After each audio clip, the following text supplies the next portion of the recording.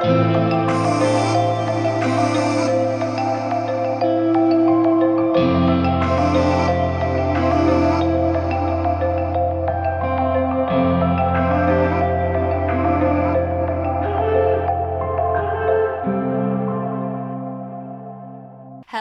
everybody, welcome back to That's Life Podcast. My name is Abby Murphy and today we are minus my dear pal, Ryan Luckett, who is also my boyfriend. But fear not, everybody, ladies, gents, mothers, fathers, dogs, and cats, because today we have none other than Kelli Murphy. This is what her voice sounds like. Hello. And not really. Hello. Would you like to state who you are? Who you are? My name is Kelli Murphy. I'm Abby Murphy's mom, and I'm glad to be back. Yeah. Sad Ryan's not here because, it's fun with Ryan, but... So, listen, for those of you that don't know, oh, wow. Oh, hello. The microphone my mom's a little bit quieter than I see, this is what I start to find. Is that I'm really loud. And so the microphone doesn't really need to be that close to me, but it needs to be closer to basically everybody else. And so because everybody else speaks at a normal level, I speak at a very loud level. You're a performer. Yeah, it's just what I do. But anyways, I was moving the microphone. And it's great when I'm talking, but then when I do something really loud and get excited, Abby will be like, "Oh, Mom, you just blew the listeners' ears out." Well, that's the thing. Happens. That's the thing is that I'm the one that wears the headphone, so I can hear like what it sounds like what's going on, and like the other people can't. But it's fine. It's just it's all fine. It's how it is. But anyways, did you say who you were? Yeah, it's Kelli Murphy, Abby's mom. Yeah, Abby's mom. And Mom has been on the podcast a lot, but not since Not since the joining of Ryan and Abby. Yeah, since the new rebranding, I guess booted is what you out. would call it. So Ryan moved in, I moved out. We've had a lot more people join, new people which join. is very cool. So I feel like we should do this is basically your first time. We should just assume people don't know a lot about you. Okay. Because prior to this, y'all, my mom was my default guest. If I didn't know what to talk about to be the default guest. Well, okay, that actually sounds so horrible. No, I didn't mean it like that. No, I can take it. It started out That's what I'm here for. Well, it started out we would do an episode every month together. True. And then... What do you call that something? That's Mama. Yeah, that's Mama. Yeah. I love when she calls me Mama. Because I used to... this is, the arc of the podcast. I used to do solo episodes, and I wouldn't film them, and I would do, a weekly episode, whatever, and it was That's Life. And so the first season I did, hashtag that's whatever. So if I talked about identity, hashtag that's identity. If I talked about fitness, hashtag that's fitness, hashtag that's community, whatever. Then... it would just be that's whatever, because the hashtag kind of threw off, if people look up, oh, I want to listen to a podcast about Jesus. Oh, so they're not going to look Mama. up hashtag Jesus. They're going to look up. They're sure not going to look up Mama. Right. So then I was like, oh, I'll do that's Jesus, but not do the hashtag. Anyways, then I just was like, I'm going to do clickbait titles because that's interesting. Yeah. Because if I'm sitting here talking with my mom about relationships, I'm not going to say relationships with my mom. I'm going to be my mom dated a crazy boy.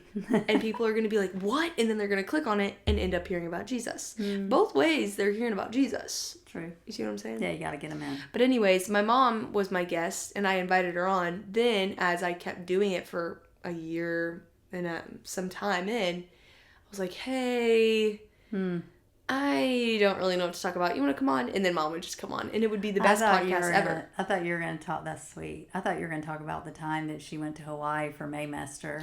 You should talk about that. And she was, just had been started. I guess it wasn't even a whole year, but she wanted to be consistent. And she says, Mom, will you take over the podcast while I'm in Hawaii? Which was a month.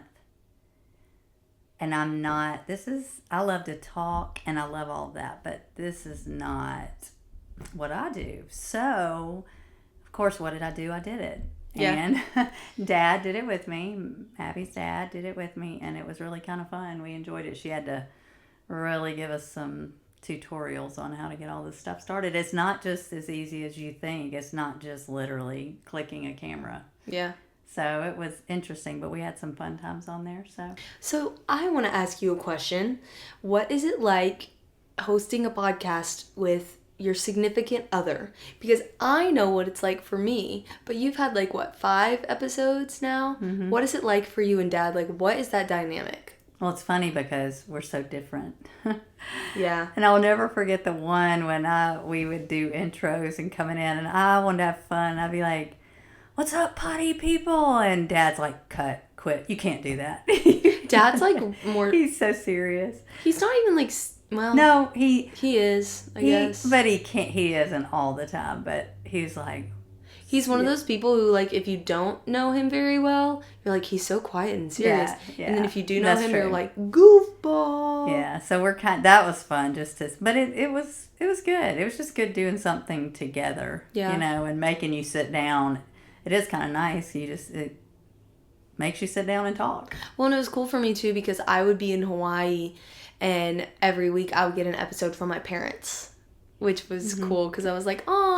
And I think only one time she got a message from me going, "We can't get it to..." Do you remember that? Oh, yeah. I left them, step-by-step instruction videos. Yeah, and I was like, oh, no, freaking out on whatever. I think that was only one time, though.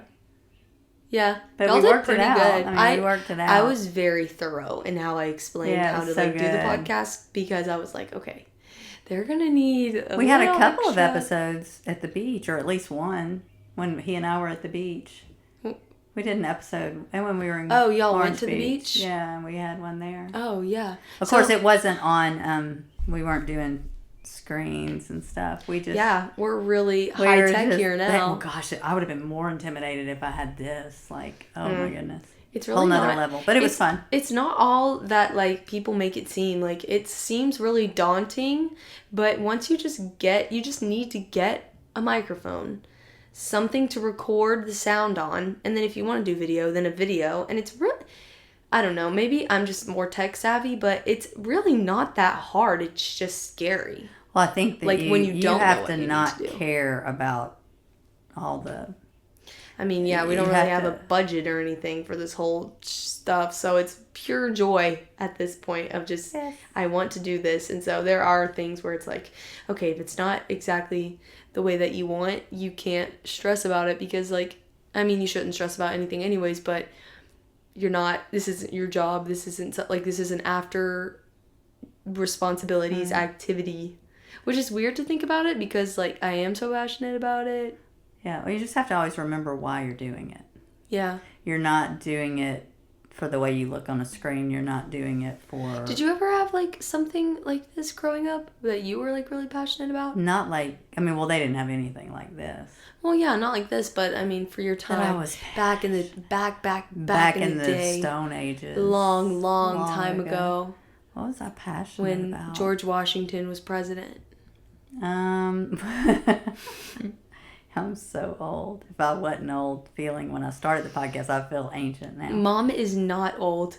And I'm not old at heart, I can tell you that. She doesn't look old. In high school, growing up, all of the boys would be like, "Your mom's so hot." Okay. That's so silly. I'm being honest. I don't know about that. I had to deal with that. Hearing that is weird. I think that's just weird. Well, then I would say mother, like daughter. That's how I'd respond. Mother like daughter. Because if they think you're good looking, well, I get those traits too. So they're basically just hitting on me. That's right. And that's when I say, I'm sorry, I'm going to date Ryan Luckett, so you need to back off. I knew. I just knew. In high school. You felt it already? You knew there was a Ryan Luckett? There was a little baseball boy out there for me. I would have never, but you would have never said that then. Oh my gosh. Absolutely not. Because she was not, you weren't a baseball boy, girl. No offense, baseball guys. That's why you should never stereotype anybody. In high school, that is true, because I would say, this is a bold statement, but I would say the general stereotype for a lot of the jock type of bros in high school is that they're players and they don't care. And that's not true. But with my personal experience, that was not, I don't know. It's hard. Date Christians. Date Jesus-loving people. That's what I have to say about that. But I think... Yeah, I agree. Majority of the things, and I didn't really get to hear what you were passionate about in high school. It's okay because I can't remember. Well, Mom always talks about how she would eat like really unhealthy after from high school. So maybe you were really passionate about McDonald's. I was passionate about going through drive-thrus. I would go through a drive-thru fast food after school, and we'd already had lunch, and I'd just go through the drive-thru and get a burger and fries on my way home. I mean, I don't think that was my passion. And now she makes air fryer fries and non-GMO sweet potato fries. Yep, and non-GMO turkey burgers. Well, I don't make burgers. I go out and get burgers. I'm going to get a Novo Pub burger if I'm going to get a burger. So yummy with pimento cheese. Yeah, anyway, side note, we're getting off. But relationships, I've learned literally like, I would say 85% of the stuff I've learned regarding like relationships comes from my mom. And I think you would say that too, though. I mean, we're very open, which is very open. Which I'm very thankful for. Shocking to majority, yeah. I would say. I think we started that so young. How did you get me to open up to you like that? You start really young. I mean, when y'all would go to bed at night, I would go, like, because when I pick you up after school and say, how was your day? What, blah, blah. Usually kids are like, good. And that's about all you get. And then they just, so if you really want to open up, you kind of follow them around. I didn't follow you around. Well, I did follow you around, but yeah, you still follow me around. Still follow you around. Well, that's But I love it. No, like at night, I think ours started when I would, say goodnight for bedtime. And you are, as a parent, no matter what age they are, you're tired when it's time to go to bed. The easier thing would be just to say goodnight, I love you. But at that point is when the lights would go out and I'd say goodnight, I love you, and then we would pray. And that's when I started praying out loud with y'all so you could hear my prayers, kind of like an example of how I pray. Not that you have to pray like me, but just to say this is how... Well, you're the example of what prayer looks like for us. You're the most intimate example of that. So I kind of prayed out loud. At that age. And it also was cool because... if there were things that had gone on during our day and I wanted to talk to God about it, it was kind of cool because I could talk to God and y'all could hear what was on my mind too. That sounds like, well, I mean, even in kids ministry, that's like what our job is to be an example. Like we do a fast song with motions and then we do a slow song. We call it free worship.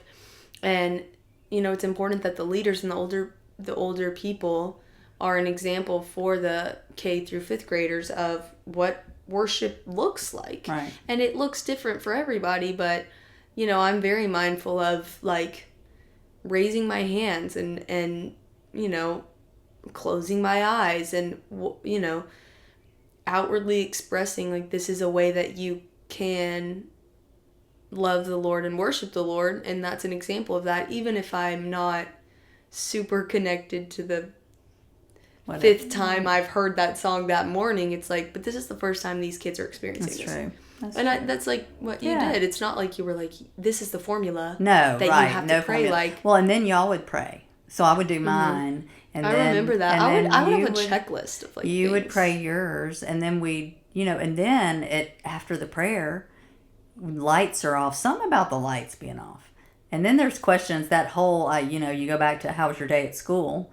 That they said good and that was it. Then when the lights go out, then it all is like, oh, I got to tell you this or that was more so Morgan. I feel like it was, but you still shared some stuff. You didn't go on for hours by any means, but you did. But I feel like I more so just ask in the moment.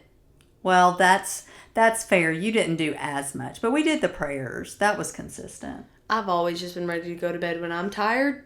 Yeah, I'm tired.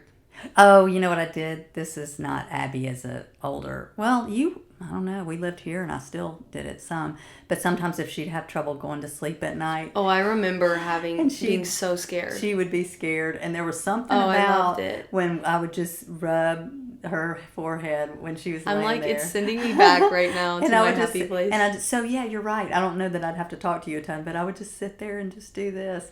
And all of a sudden, I could almost you would just almost fall asleep when I was sitting there doing it. Oh, yeah, all the time. And that was even not high school, but it was. No, it was until maybe like second grade. It was elementary school for sure. I remember I remember it being in Georgia when I was younger. Mm-hmm. I was in Georgia until I was 7. That was like a lot. That's when you would rub my head all the time. But then here I remember always asking if the TV was going to be on, because I knew if the TV was on, then people were still awake. She always did want that. Because I was so scared of being the only one awake. Yeah.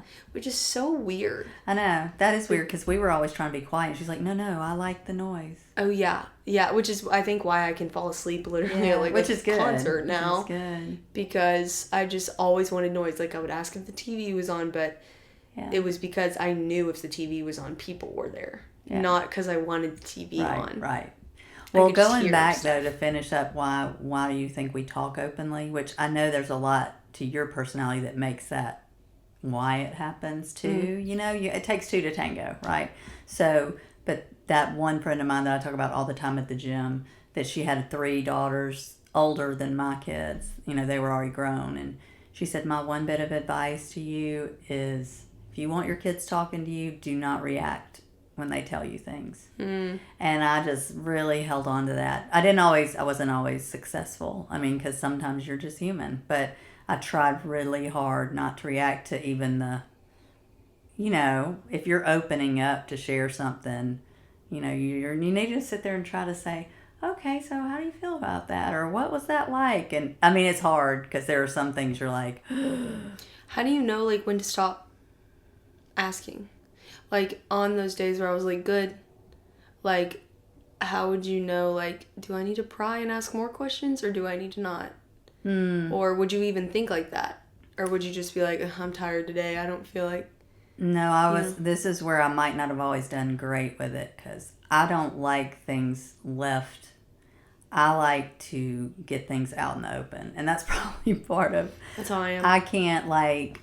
So I know and that can be at fault too, because I need to respect other people when they want to be quiet, but I don't like things unresolved. I want to talk. I just want, even if it's not great talk, I don't want to stuff things under the rug ever. I just don't do well. Now, if somebody, because Morgan would end up having to tell me, Mom, I can't right now, and I just can't. If you push me, I'm going to be rude, and I'm going to say things I don't want to say. And I'm like, okay. But it's hard, and I didn't want to let it go too long, because I don't want it just not to be discussed. I didn't ever want to not talk about stuff. Mm. And Dad and I are kind of different, I think, in that. Yeah. Because Dad, when things get heightened in the backseat of a car, let's say, with your 2 daughters in the backseat, Dad's more like, stop, girls, stop. And I'm more like, let's talk about it. Let's see how that goes. And usually the way it ends up, Dad keeps going, stop. Okay, done. Mom, stop. And then the girls are back there going, they're kind of heightened discussions. And Dad would say, he was like, okay, everybody, and trying to shut it down. And then it's usually Morgan that would say, we're not fighting. We're just discussing that. Okay, but sometimes Morgan and I would be like sister fighting, but we like found it pleasurable. Like we were like, it was like funny to us. And you guys would be like, stop. And we're like, y'all, we're actually bonding. This is what you want. And actually, I started getting used to it. And I think Dad wasn't quite used. But in fairness, didn't like it. I was around y'all. I'm with them way more because he's at work. And so I see these interactions. And Dad only wanted us to love each other. Yeah, so like it was all out of good intentions. No, he just wanted peace. But anyway. So my question is like... For those that know Kelli Murphy or have heard of Kelli Murphy, she's kind of famous in Bowling Green for being, like, mom of the world. Like, she is, like, super mom. Like, my friends will come over just to talk to my mom, still to this day. Like, my friends and Morgan's friends have grown up, like, knowing the passcode to come. Like, we'll walk in the house and Mom will be talking to our friends because, like, the wisdom that the Lord has given you as a parent and just, like, as a person. It's definitely. But definitely... your gift is mothering people, but just including those who are not blood related. And so my question is like, there are going to be so many people that are going to be like, oh my gosh, a Kelli Murphy podcast. Like, you know, I don't know about that, but thank you. That's true. Nice way. Hype me up. And you know, it's just like looking at our relationship. We have a very close, very, very close relationship. And what would you say to like the young person who maybe is like a young mom or a young parent or wants to start over with their kid and is kind of, you know, already they've grown up, but they're like ready to start over and want to build that close relationship? Like, what would you say Oh, I'd love a whole room full of them. Yeah. I'd love to just talk to all of them. Well, they're listening. Well, hello, everybody. That's what I'm saying. Is like, well, what would you say? No, I mean, well, first, because when you become a parent, you are going to mess up and you don't get it right all the time. And I think that's part of where your wisdom comes from is all your failures. Because, yeah. And there's some perfectionism that runs in our family for sure. But once you start letting go of that and letting God come in and kind of take over, God, it's just so much more wonderful. But what do you mean, like letting God come in and taking over? I mean, you just start letting go of the control and stop worrying about the things that don't matter. Like what? Well, I don't want to get off on too many different tangents because you asked me a question about mothers. Oh, I remember. Okay. I remember. I'll circle back. Don't you fear. Okay. So the question is now what? Just as I said. You as said I said to forget. You know, let go and let God, basically, yeah. and don't worry about things that aren't worth worrying and that's about. still stuff I'm learning myself, which is funny because so you have to trust Him, and when we give things to Him, and I'm still working on this today, to give things to God, I have to release them to Him every day and say, I release it to you. But then I have to really trust that He's got it, and I can't keep trying to grab it back, which I tend to do. And I find that when I really release and just don't keep pulling it back, somebody told me one time it's like when you're giving it to God, pretend you put it on the highest, like if there's a shelf in the room and you put it on the top shelf that you can't even reach. Like you'd have to get a ladder to go to reach it. And but some of us go out, if you're like our ladder's in the shed. So I can put that thing up on the shelf and say, God, you've got this. I trust you. You love them more than me and you've got them. And I'll release it to you and I trust you. And I'll go out to the shed, get the ladder, come back in, haul the ladder through the house, come in, crawl up the ladder to the shelf and start pulling it off like it's mine again and trying to, I laugh at myself when I pray and say to God, please, example if I were praying for Abby, please, do this, that, or whatever, or help her, or do that, like all my ideas of what are great things for Abby. And I laugh thinking He's going, girl, you don't have to tell me how to do it. I've got her. Just stop telling me what to do. Just trust me. Like, trust me with her.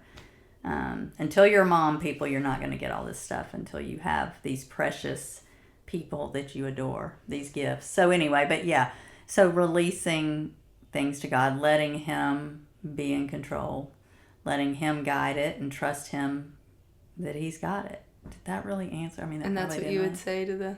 No, to the young moms now. So coming back to the young moms, I would say... I have so many questions. This is so good. So to the young moms that want a relationship with their kids. Or mothers who want to restart. Or want to start over. Yeah. Or people that are just like, I want this. And this is a very blanket... I mean, everything is very situational, person to person. Yeah, for sure. I think you need to start with first praying about it. Because if we take everything to God first... And what would that look like? I mean, I would say to God, and look, I'm not a real eloquent prayer. I would be like, God, I need your help. I want to be close to my kids. What do I do? And I know that's easier said than done because you're sitting there going, well, He's not going to just tell me. He's not going to just say it. Like, I want answers right now. But just keep going there. Keep asking. And listen. Because majority of the time we pray for things and then we just move on to the next thing and you don't listen. Well, and like, how rude and unfair of us to put God in a box that He doesn't fit in. Like, well, He's not going to answer. Yeah. Well, who's making that rule? Well, you.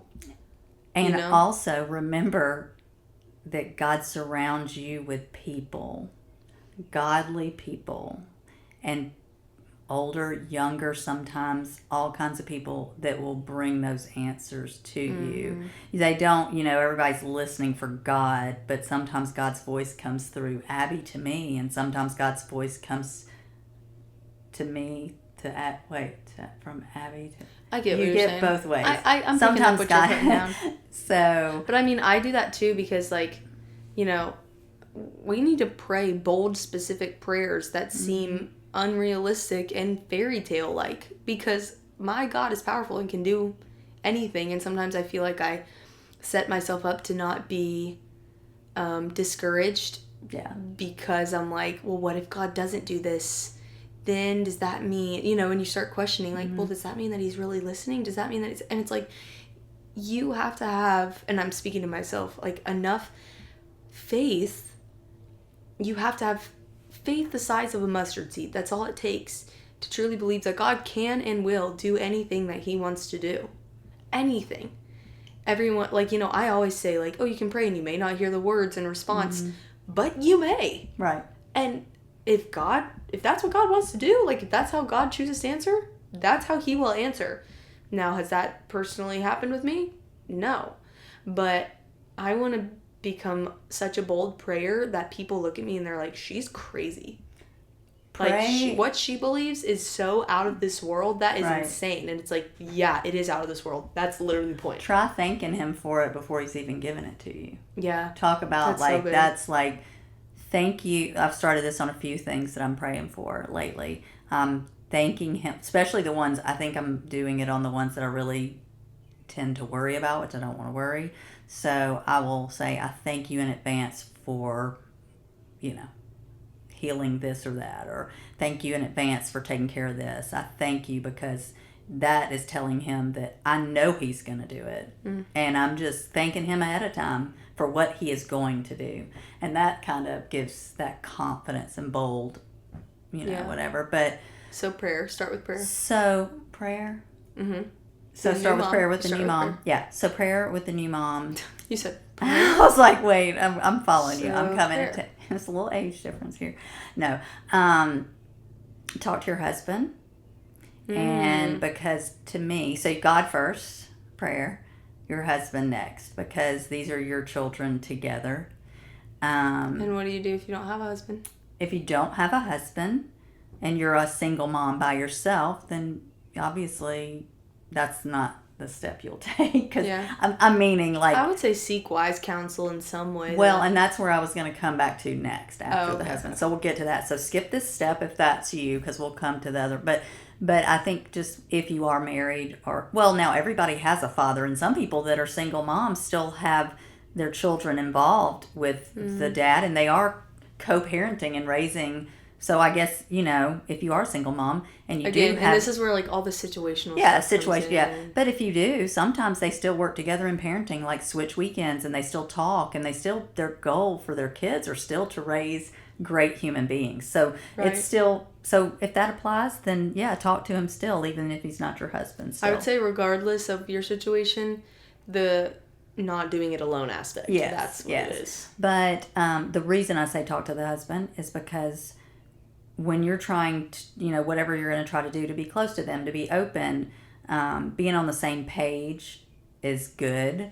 And you want support. I remember sometimes with your dad, he knew when it became bedtime. He knew there was a big time chunk period of their lives that he wouldn't see me in bed. He'd be asleep way before I ever came, because he knew that they were, and we talked about it, and it was good because he valued that as much as I did, and he was able to step back even in his own needs for himself, just to say, okay, she's not going to come to bed right now because she's helping these little humans, and I loved that, and I appreciated him for not, he never gave me a hard time about it. There was never, oh my gosh, you're with the kid. He knew, because they're his kids too, and he valued it, and but he knew we equally felt we wanted them to be open and secure and all the things. So, okay, so that's number what I kind of feel like is number 2. And then number 3 is the surrounding yourself with godly people and godly friendships and mentors. And so the people that maybe you don't have, the spouse, I mean, whether it's a parent or a church member or somebody to just talk to and advise, and talk to people you meet places. Talk to people you meet places and talk about your kids. And then I've met some people at the gym, like the girl that I said gave the advice about don't react. Those were in conversations after a workout class. Like, we just talked. And I was like, and she's a strong Christian girl. Didn't know it at the time, but we got to talking. So, God will put people around you. But, and then find ways that work to open up to your kids, and don't compare yourself to other people, because parents are the worst. You think you're the worst comparer when you're a teenager because you're comparing yourself to other people. But then when you stop caring so much about outward appearance or all these popularity or whatever, once that stops and you're really just caring about other people other than yourself, there's a comparison factor, because you're watching other parents look like they're doing it great. And they, I can tell you, sorry, I'm getting over being sick. People can look like they're doing it great and be not doing it great and be struggling, but it appears that way. And then you're comparing yourself to this thing that isn't even, it isn't even real. So, don't compare, only take advice. Be careful who you take advice from. Because, just be careful who you take advice from, because if you don't want a life like theirs, don't listen to what they're saying. And be sure you know what their life really is like. But yeah, and I think as a child too, the biggest thing, like, between us, just relationship wise, is just like trust, which is something we kind of talked about a little bit. So I told Mom, I'm finding the more that I'm in kids ministry and working in kids men, I'm finding that the way that I kind of like approach teaching children, like life lesson, kind of like I'm not raising these kids, but like a tendency of like learning life lessons is, I'm like, they're going to learn when they mess up. And like, if I say, hey, stop running, and you don't stop running, well, that's your choice. And now, I gave the warning, you're going to suffer the consequences. You fall and break your leg, that, like, you're not going to run indoors in that area or in that scenario again, because you're not supposed to, and you were given the warning. And that makes it makes me feel kind of harsh, but when I talk to you about it, it made me feel better because of what you said. Well, too, and you just saying it just now made me think about it, like, that's what God does for us. He does these things, and we have to we make choices, and we have to face consequences, and sometimes the consequences are really not great. It makes me think specifically of running, like, there have been times where it's like, oh, I feel a little, like, tickle in my foot when I'm running, but, like, I'm just going to keep going, and then I end up being out for, like, a couple weeks, and it's like, the Lord wired the body that way, like, you need to listen to the warning. Yeah, your body speaks to you when you need to. Yeah, and that can go for a multitude. I remember in a sermon, Greg was talking about, like a tornado warning or like a storm warning or something. And, we'll choose to just sit in our house because it's like, tornado warning. But 2 years ago, it was not just a tornado warning. Like, the town was destroyed. And, we can't take warnings. Anyways, that was just a parenting thing that I thought was interesting to talk to you about too. So when she told me about that was cool, with the, telling me what she thought, and let them, have their face the consequences, let them learn.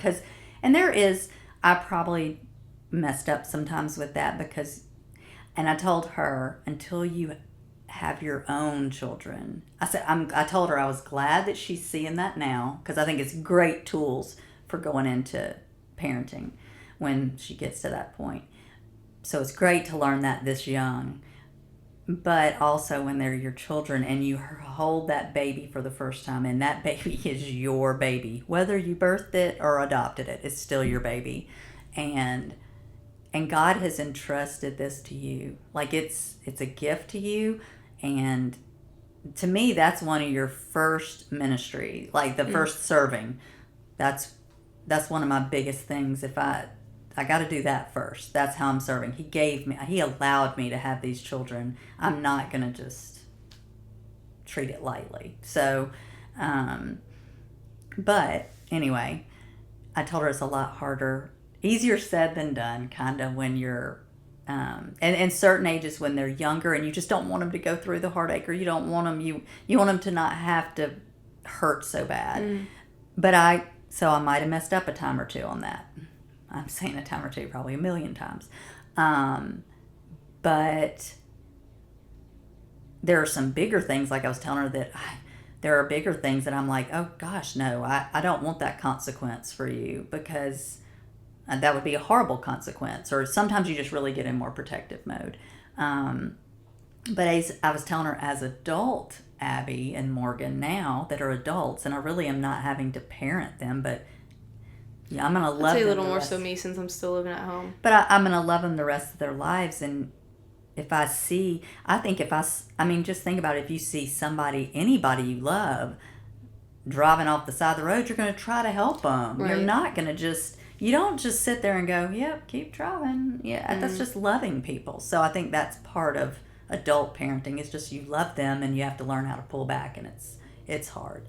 But when I told Abby that sometimes when you the hard part's to let somebody fall or let them have their own mistakes, is when their mistakes still directly relate to you. Example, I'm going to give a harsh, kind of hard example, and it's something that I don't have, so I can speak it a little less personally. But I had a friend who, for those moms that have boys, I don't have a boy, except now I have a son-in-law, and I have a Ryan, and so that's awesome. But raising them, I can't speak on raising sons, but I can only imagine. But this one mom said regarding her son, and he, as he gets older and having the talks, the real talks, the sex talks, the this talks, that talks, and all these things. Oh, she went there. Yeah. So you have these talks, and when you're trying to tell your son, hey, you don't have sex before marriage, and you don't, all the, whatever the parents, things they're telling them. And the kid's like, I know what I'm doing. I got it under control, Mom. Don't, all that. Well, fine. But when the mistake happens and they mess up, the boy lives under the roof of his parents' house. He has no job. I'm meaning this in general. I'm not talking about a specific person. I'm kind of generalizing. But you don't have a job. Your parents pay for your everything. And you think, I got this all under control. I can handle it. Well, when the thing happens and you've created a life, who do you come to? You don't just handle Kelli it. Murphy is spitting facts at you all on a Tuesday morning. Have it all under control.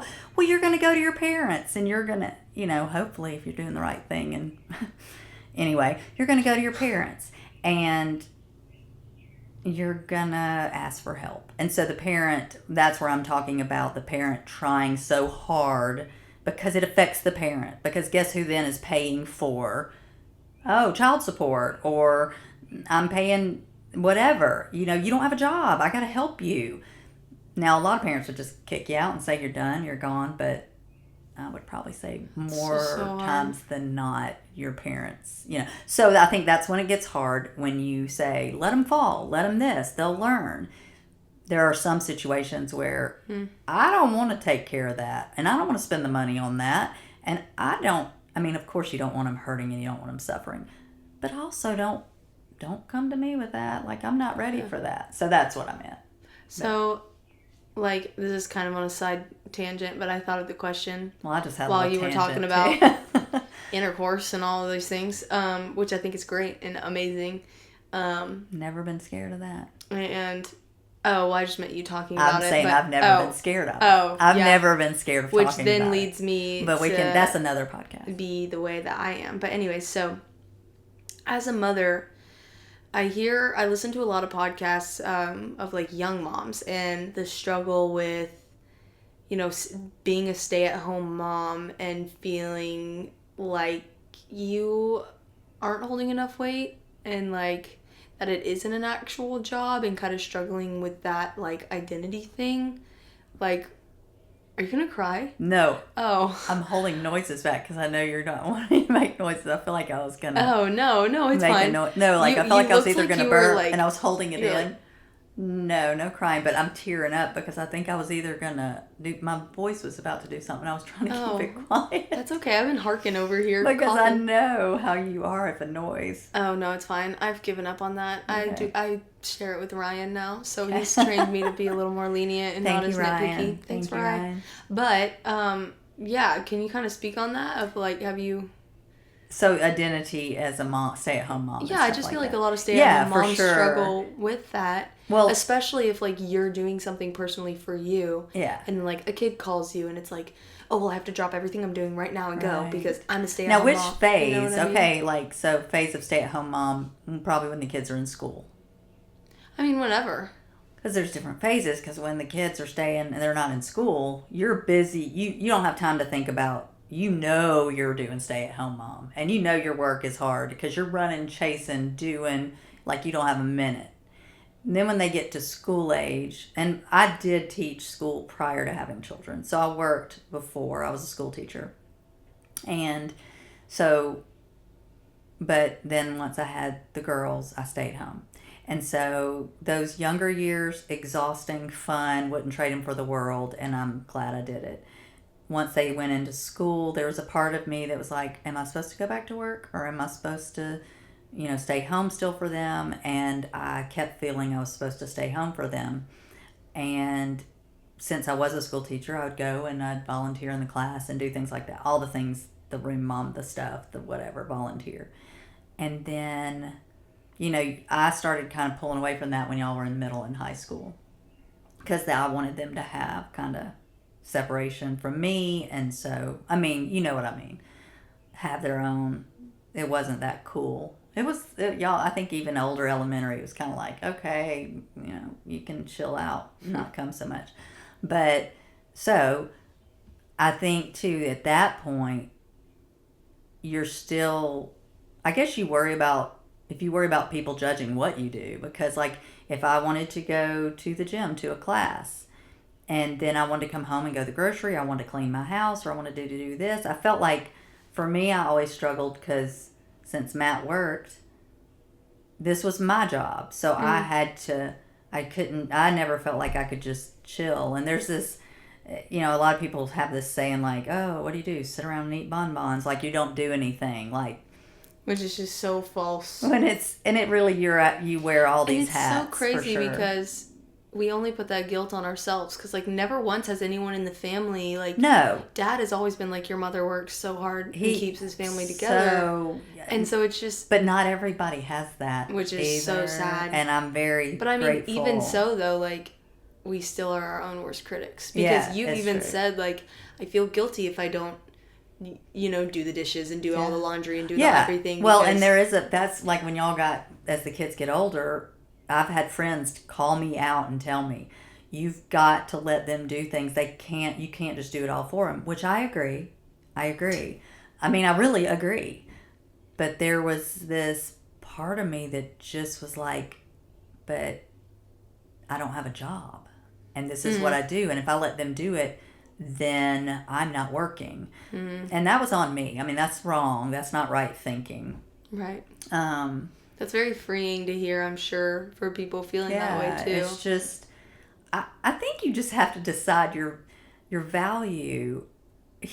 As we say, all of that, it comes from God. It's not what people think. It's not like your identity is not a mother. Yeah. Your identity is a child of the Lord. Yeah. And you got to stop worrying about what everybody thinks. Yeah. Because half the time you're worried about what everybody thinks. Because if I wanted to take a day and watch TV and do nothing, then girl, go for it. You better. Actually, sometimes I think that's a huge accomplishment for me, honestly. Well, speaking of children, I want to hear what it was like to be, because I haven't really, since the new everything of the podcast, I haven't really talked a lot about my eating disorder. I definitely want to do that kind of talking podcast soon for all of the new people, but I did have an eating disorder for, off and on for a while. What's it like to be a mother, to watch your child, go through that. And you had a really big part in that, like, how did you navigate how to walk through that and, like, be an encourager, but also, tough love. Shoo. And, like, it also taking a toll on you. Girl, that's a hard Because one. that was just one child. And then you have another child and a husband who also have lives. Yes, they do. They do. Things. And so, like, how do you handle all of that?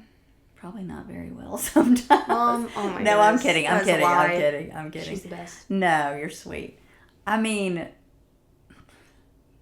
God, I hate to keep, like, going back. Don't hate giving not God hate, as an answer. But there's no other way to make it through without Jesus. In my opinion. That's good. Me. I mean, I couldn't do it without him. And there was some times that, when I say I tried to do it without him, I don't mean I wasn't a Christian. I just tried to do it myself. I thought I could do it. And then when I realized, girl, you are missing the bar. You can't even. And you just surrender and you give it up. But again, it still comes back to having support in your life of people. I mean, you have people you really trust, that you trust in your life. And there are times I have to have that support just to say, hey, I need you. Like, I feel like I can't breathe. I feel like I can't carry another thing in my heart, like heavy heart. Like, I'm learning some things about myself too, of even when it's just people I love in general. Just people I love. Not even, I mean, mostly lately it's been family members. But when I love, I think I really love, and I have a hard time just not taking the weight of everybody's stuff on. Because when I came back from, visiting relatives this past week, I was telling Dad all about it, and I didn't even realize, and I just broke down, just tears, like.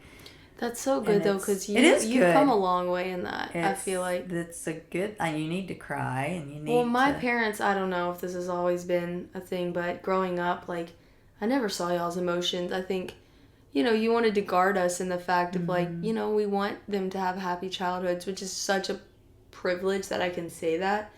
But as I've gotten older, like, I appreciate so much you showing us your hurt, because it makes my hurt seem, normal. But also, like, I want to weep with you because you weep with me, and I want to be there for you. And as you, like, as a child getting older, it's like, oh my gosh, you do really start to see, like, mom and dad are people too. Like, mom and dad were teenagers. Yeah. Mom and dad don't have it figured out. Like, mom and dad didn't pass a course in order to have a baby. Like, you should. Goodness, that's another rant I could get on. I'm sorry. Go on. Tell him. You have to take tests to drive a car. You have to pass. You have to get a license. You have to go. I mean, all these things you have to go do. Passports, license. I guess license are really the only things for tests. Passing something. You don't have to pass anything to raise a child's way worth more than a car. Like, and you do it for the rest of life. Car's temporary and it's just material, and this child is a life, and you don't have to know anything. Just go ahead. Have as many as you want. I don't even think I fully know how childbirth works. What do you mean? Like, I don't fully know. How you have a baby?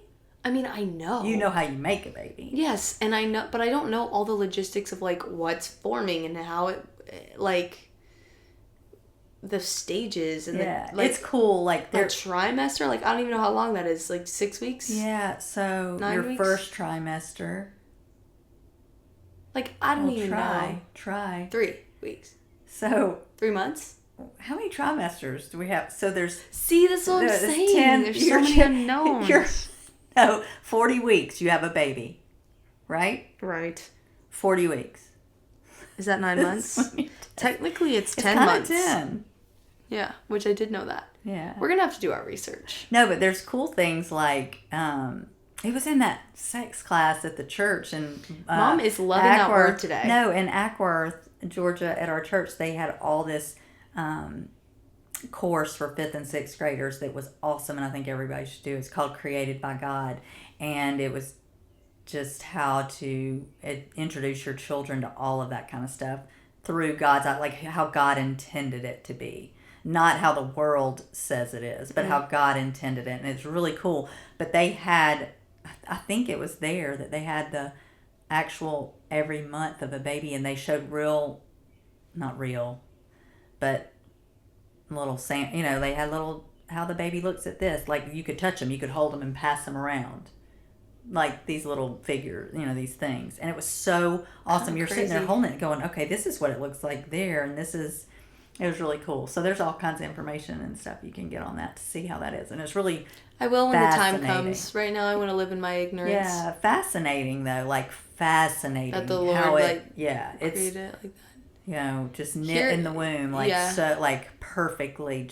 Hearing you talk about all the stages of being a mom and is so cool. Well, your face just lights up. I told Dad, and I wish he could. Well, we're thankful for his job. We're thankful for his job. Oh, I was going to say I wish he could feel what No. That too, though. I do think dads miss out on a lot. I know they don't miss on the pain. They're fine. No, but I've told him this often. I thank him so often that I get to have my dream job. Like, I couldn't pick anything else in this world that I would rather be doing. Because a lot of times he's like, are you good? I'm in workout clothes. I live in workout clothes. I'm I'm shopping, I'm laundry, and so sometimes he's like, are you sure? Like, is that? And I'm like, I get to watch and be here for all the things. And I truly am grateful to him for that, for allowing me to have my dream job. Like, my dream job is being a mom to these girls, and of course a wife to him, having my family. If you looked at like being a stay-at-home mom as like a job with like a description, would we be like the daughters of you considered being the product, so then you're also the consumer because like your joy of the job is the product? Yeah. So then you basically are a consumer of your work. Yeah.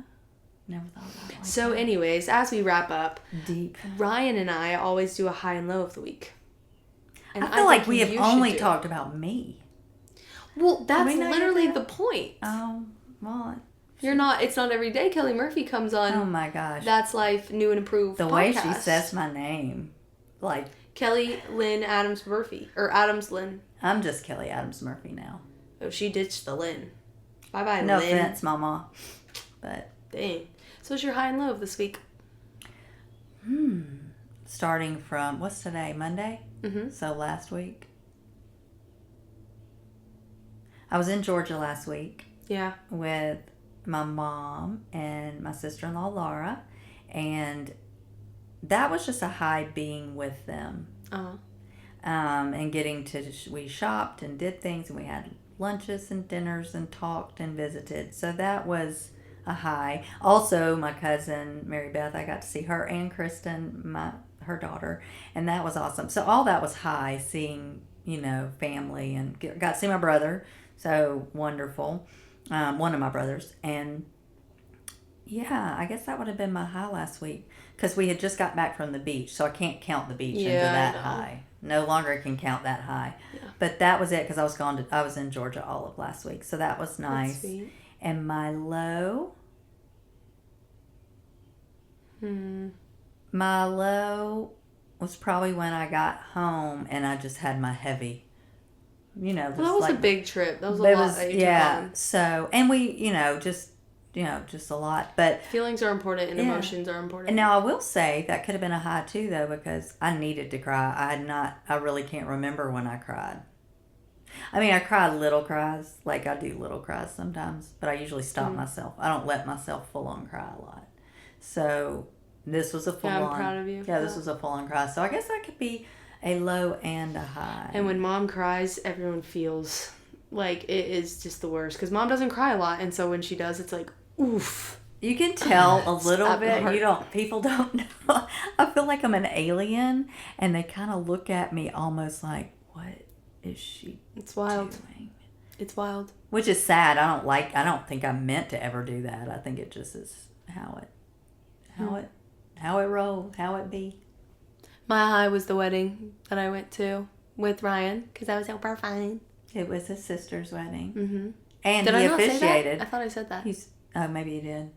No, I don't think I did. You said the wedding I went to with Ryan, but I don't know if you said it was his sister's. Ashlyn, which I feel like I know her now too. And he officiated it, and it was awesome. And just spending that time with his family was so great because we don't get that a lot. And each time I spend like more time with him, I just feel like I get more comfortable and closer, which is nice. Mm-hmm. Which is funny because I asked him when we were there, like, so which people here watch our stuff? Because then I'm like, I can know how comfortable I can be with you because like I'm like, oh well, you already know everything. You already know I'm gassy and I'm this and I talk about this and I'm super open about this and you probably already know about. But then like the other people that don't, I'll be like, hello, how are you? Handshake. You would never do that. No, I'm just kidding. But I would be more composed at first and then like kind of warm up, you know. But I'm happy to know at the point where I'm at now with like at least all of his immediate family and a lot of the people I met at the wedding, I spent a lot of time there. I'm like I mean, regardless, I'm gonna be myself, but well, it's hard when you're meeting people for the first time. I get just nervous. Yeah, and with all of them there, I'm like not nervous. Yeah. Which is nice to be at that point. Because when I met them all at Thanksgiving, I was like so nervous. And so you can't just be 100% yourself because you're like nervous. Right. But I was there and I was just chilling. And that felt really nice and comfortable. But then I'm ahead. So proud. When Ryan and I have talked a couple of times and, you know, he talks about his family and so I want to know them. Like, I want to know who they are. So, I've been testing, like, I'll tell him, I'm like, now, what's your brother's name? Okay, which one? So, I think I have the whole family names down. Okay, go. Okay. Wait, and my low is that I want to make this podcast longer with my mom, but I can't because I have to go to work. But I'm excited about work. But anyways, okay. The names. Okay. His mom is Gwendy. Mm-hmm. Actually, Gwendolyn is Gwendy. Dad is Kenny. Yep. Oldest brother, Devin. Yep. And then the next brother is Jarrett, but they call him Bird. Very good. Nickname. And then Ashlyn. Mm-hmm. And then there's Ryan. And do you remember the spouses of the 3 siblings? Okay, I think I know. And then I'm going to feel bad because I can't. Okay, I won't remember them all. I was concentrating. Nephews. Look, this brain. So I think is Bird with Megan. Yeah. And then Devin. You got it? No. You got it? No, that's pressure. And what are their kids' names? Reese. And I know. And see, I feel like these people are going to be like, she doesn't no. Like I don't even think they listen. Okay. They might. Well, I'm sorry because I know, and you'll say it and I'll know it. This is at the very end of the podcast. No, I told Ryan, like when I was trying to practice and learn them, I was like, one time I was stumped on somebody, so I was like, don't tell me. He's like, you want a hint? I'm like, not right now. And I took like a long time, and then I came back well, to sadly, it. I do have to go to work. Well, okay. So I will tell you. Does her name start with an M? Yes. Oh, I knew it started with an M. Oh. Marissa. Okay, and Marissa, Reese I will do better. Frankie, cute little Frankie. Yeah, see, I know that. Who did Ashlyn get married to this weekend? Oh, God. I mean, I'm really look. I just wanted sibling. I was just going direct. Which family now? These spouses are family. But give me Travis. Okay, Travis, Martin. Marissa, and Frankie. I am going to. Is that Frankie isn't even one yet. It's okay. But I'm still gonna remember them. Frankie's like hurt. He's like Kelli Travis and Ashlyn together. So I'll remember. I've heard them all. Well, and I've heard how great they are. I just am trying to put them in this old brain. So yeah, I was proud though. We love your old brain. Until you made me not so proud. Aunt Melissa and Uncle Darren and Olivia and Hannah and all y'all. Mom knows all y'all too. Yeah, I know them too. I was just going direct. So don't y'all even worry. Yeah. We talk about everybody. Yeah. In the best way. Mm-hmm. I told her all about Harper this week and how we bonded. Anyways, enough name dropping. We love you guys so much. Yes, we do. Thank you so much for joining me on this podcast, Mom. Fun. I love you. And Ryan will be back next week. I know we'll be back. You better be back, Ryan. You better. Maybe we'll have a little trio. We'll see. Oh, that would be. Oh, I could drill y'all. We on work some well questions. in a little trio, us three. Yeah. Anyways, I could give y'all some. Y'all should let me just maybe do the questions for y'all. maybe one day. Okay. Anyways, with that being said, I love you and I love you. And Jesus loves you. And that's life. That was so much better than, oh my gosh, Ryan is going to be out of a job.